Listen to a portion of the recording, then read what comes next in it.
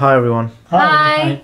It's the fourth podcast and this is about being natural. So we're just going to discuss things that we've each read or heard or, questions we have and throw them to each other about being natural.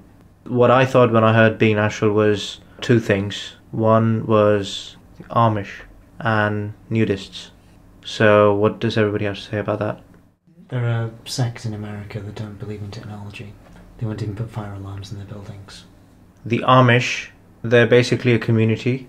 I don't know if they're found anywhere else in the world, but mostly in America. And they're pretty much against the modern world. And they want to live as they used to live hundreds of years ago. And they all pretty much just do farming. So they get up like 4 or 5 and they just do. So they don't use any of the stuff that we use. There's no electricity, there's nothing. Yeah, what does everyone think about that? It's quite interesting. I'm very glad you started the conversation with that. Actually, I lived at someone's place who happened to be Amish, almost like that. It was really, really strange because they were not really following it to the full extent, but they were doing it. So they had an entire house which was completely, made up to the Amish standards. They had no electricity. They had lots of windows on the roof for sunlight. They had nothing in the house basically except for beds and stuff made on the floor. Why were you there? I just happened to pay them a visit because I had some work. It was really strange, but then they also had one room which had a computer in it because one of the members of the family really wanted to work from home. So there was electricity. So they had a job.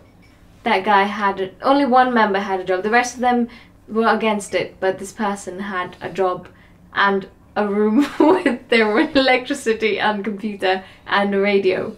But that was all that was allowed. But I think you can see the logic in it, if people want to be so natural and don't want to change ways. But I think the reason why we're more intelligent than other species is so that we have ways of living that is... What? I don't know, I'm just going on a tangent. Are you just I think we happen to be more intelligent than other species, and that makes us more prone to adapting to circumstances, and a way to adapt to circumstances is to find ways to beat lots of challenges that the nature poses.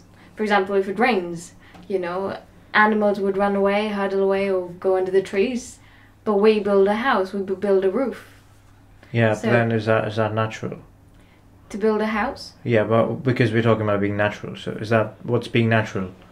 What is technology being natural or? Yeah, I definitely think so. It's just the usage of technology towards things. There's always a grey area when we talk about being natural, isn't it? Yeah, when we say about being natural, and we talk about how we could be more natural in our habits and the way we live. So where would you draw the line?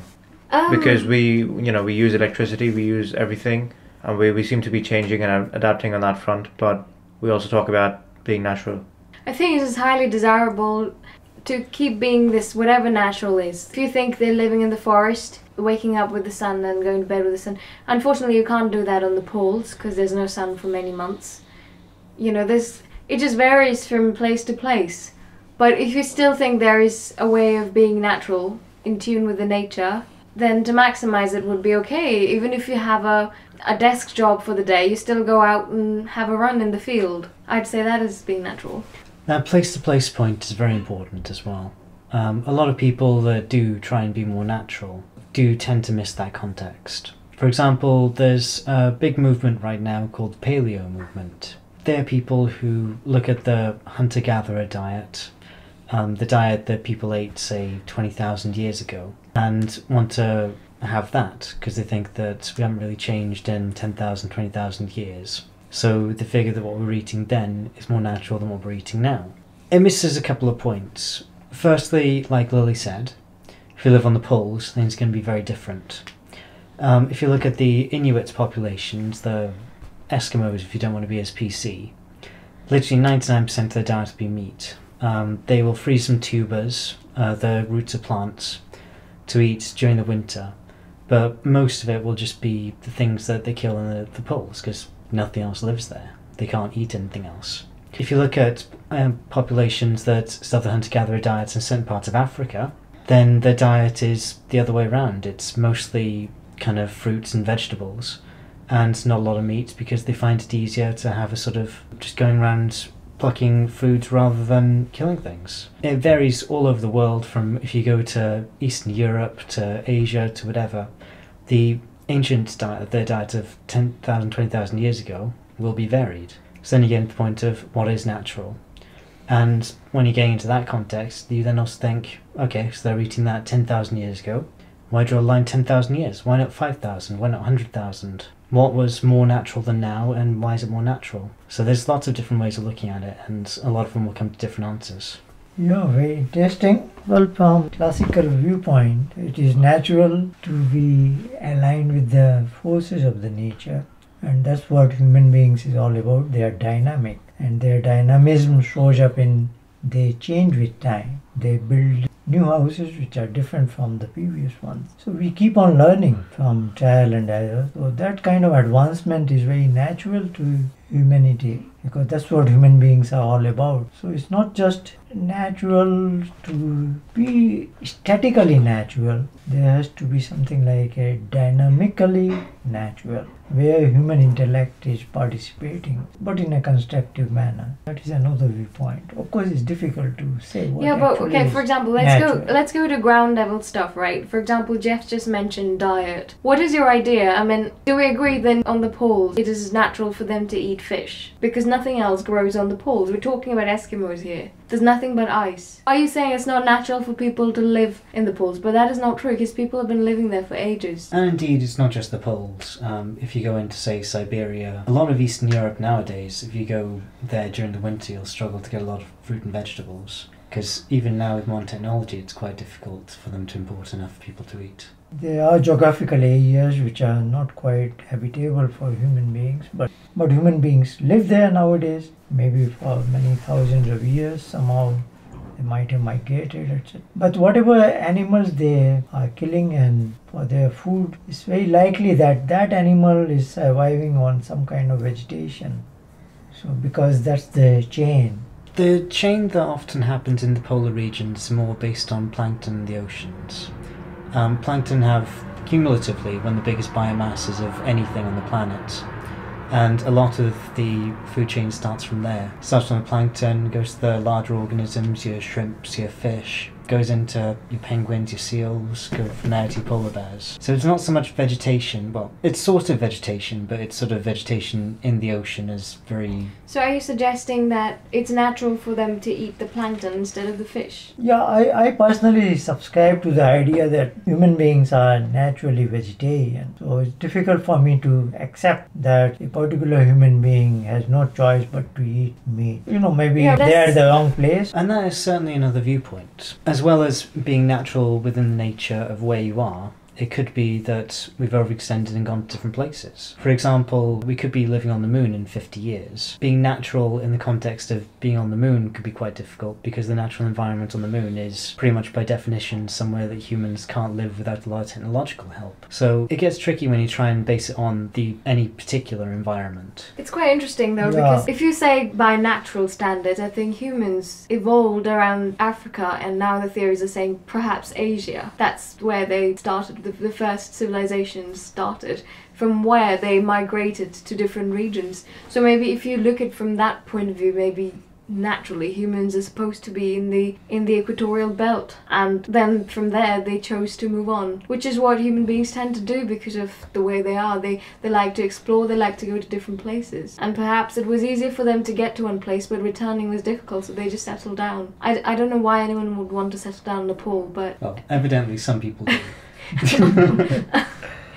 Another part of being natural, which does throw up some difficulties, is the travel part of it. Like Lily said, we probably started off in a certain part of the world and then migrated into other places. And this creates lots of difficulties, as you can see, from species becoming extinct from human interference, both direct and indirect, but from competing for the same food resources to literally going out and making them extinct by killing them. And this happens when you transplant any life form into another place. For example, there's a island in the middle of the Pacific called Guam. Guam is an interesting kind of case study in what happens to an environment when you really mess it up, but you don't mean to. It was used as a military base back in the Second World War, so the Americans could fight with Japan, during which there were a couple of species that were introduced, the most devastating being the brown snake and rats. And between those two things, they pretty much destroyed the ecology of Guam, because one of the main things they feed on is bird eggs. And in the case of probably about 50, 60 years, has gone from having hundreds of bird species to about 2, and both of those are close to becoming extinct. And one of the other issues you get when you have thriving bird species going down to pretty much no bird species is that the things that they eat start to become far more prevalent. So that means that Guam is now blessed with a lot of snakes, a lot of rats, and because the birds aren't there, a lot of spiders. So generally not a good trade-off. So Marvin, what's your idea about nudism? What is that nudism? Where did What that is get from? What is that? not- Nudist. How did you get from it's not Guam to fake. nudism? It's Well, not he was nudity. the one- It's not nudism. It's not like a belief system. Yeah, but what is your idea about? Because you asked the question about Amish people and the nudists. Yeah, but that was my question. Yeah, what is your view on it? That was my question. What is your view on it? Was my question itself. But do you have a view on it? No, but I came up with these two things, and I wanted to know what your view on it was. I don't know. I think we're all born naked, and it's good. But at the same time, if we have, it's really silly. If you can live in a house, drive a car, then why the hell do you want to go around naked? I don't understand, because if you're really that natural, then you should just live under the sky and eat food collected from the trees or whatever, and Probably live in a tribe or something. yeah, be in a tribe. Be you know, fruitarian. yeah, it would be very hypocritical of you to have every means and stuff of the modern world and then say I'm a nudist, and apparently is it in Los Angeles or somewhere, people used to, now they've had a blanket ban on nudists. The people used to be able to walk around naked, but now they can't. I don't know where it is. Well, most places in the world you can't just walk around naked. Well, yeah, but apparently in a place in the United States, the big city, they were allowed to walk naked until recently. I can't remember which. San Francisco, is it? Yeah, it was San Francisco, I think so. Scandinavia, I think. Maybe that too, but it started from Scandinavia, I think. I would have thought Would any you? place in the world you want to walk around naked, Scandinavia is not one of them. Not Well, one it's of them. because it's cold. Oh, the weather. It's a slight problem when you're naked. Well, what is your view on it, Marvin? Nothing. What about the Amish people? Now it's like, at one point we didn't, as Jeff said, where would you draw the line? At one point we didn't have clothes to wear, we didn't have tools, but they subscribe to having those values wherein they're okay to wear clothes and use tools for farming, but then anything after that, they have a problem with. So they're okay with certain technology up to a certain point, but then no anything further, which I don't quite understand. This is one argument I read a lot, which is like a counter argument to vegetarianism, and I've read a lot of people saying that, oh, I'm a human being, I'm top of my food chain, so I can kill and eat whatever I want to, and they kind of say that it's only natural for every animal to act how they would as part of a certain food chain, like survival of the fittest and that kind of stuff. Yeah, that kind of thing gets me annoyed. Why? Well, firstly, survival of the fittest is not really how physically fit you are, it's how fit the gene pool of your species is, and that depends on how long you've survived for. So cockroaches and lizards have survived for a long time, so they're quite fit as well in that respect. And if you're talking about being on top of the food chain, then if you step out in the jungle, and then we'll see who's on top of the food chain and how long you can survive for. Just because we have the technology to, that doesn't mean that we're physically able to kill and eat whatever we want. Yeah, it's interesting. Only recently. I'm not saying anything pro-vegetarianism or against non-vegetarianism, but that argument itself, about being top of the food chain and survival of the fittest and that kind of stuff. It also sort of blurs the line between can and should, and whether you have the right to do something just because you can do something. For example, someone who does, say, say that we can kill animals, therefore it's okay. You could turn around and say, alright, if you think that, next time your dog has puppies, do you have the right to do whatever you want to the puppies? Because they probably wouldn't have been around unless you let your dog breed. But that doesn't necessarily mean that you can do whatever you want to the puppies, because most people just wouldn't think that you can. So there's also a sort of a question of ownership, of whether we have the right owners to do of the things. Yeah, that's quite interesting. And as humans, I think we're the only species that have the ability to make decisions as to what we should do, what we can do, and whether we should do something or not do something. Yeah. If we didn't have that sense of morality, and if we just behaved as animals, probably then the argument of, I'll just do what is natural to me and eat the other species who are not as strong as me, that would be valid, but obviously we aren't. With the power of intelligence and thought, intellect and everything, and the ability to, because of this intellect, ability to actually rule the world, because we humans are the rulers of the planet, there comes a greater responsibility to make sure we preserve the planet and the species, and that's quite nice the way you just put it.